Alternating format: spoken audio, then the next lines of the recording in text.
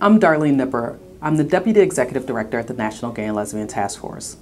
I'm here to tell you about a new publication that we just released called Injustice at Every Turn, Black Respondents to the National Transgender Discrimination Survey.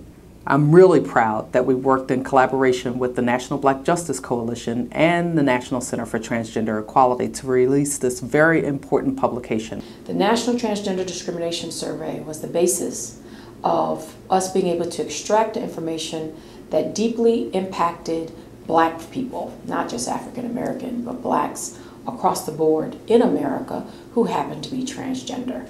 The discrimination disparities amongst the entire transgender population was overwhelming.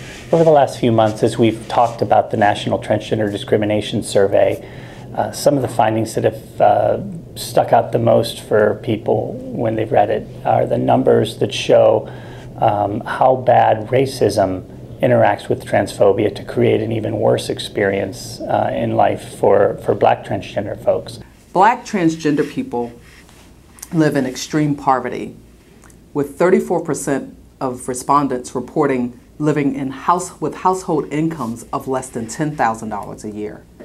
We have to actually look at that, not from just statistics, but from our own quality of life. Who amongst us can actually survive, live a whole healthy life of less than $10,000 a year as a household income?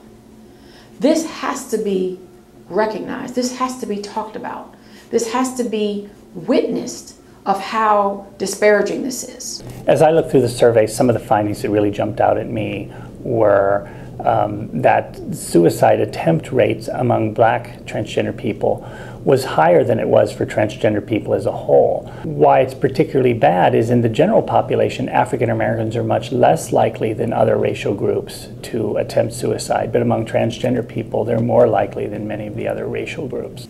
It's amazing, even as our Black transgender brothers and sisters try to live a quality life, those that have the ability to go on to higher education, more than half of the respondents experience some level of harassment while trying to improve themselves with a quality education. Even in that space of where you're supposed to be developing your mind and having an intellectual safe space, so to say, to advance yourself, you still are in a hall of discrimination. There are amazing transgender people of color activists around the country doing really great anti-racism work and anti-transphobia work.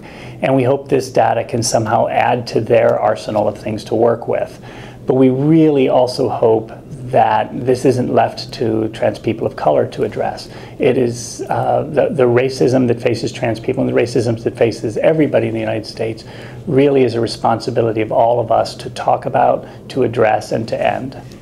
What I hope is that this information will begin to educate all of us and help us to work towards a society where Black transgender people can live life to the fullest and be full participants in our society without experiencing discrimination.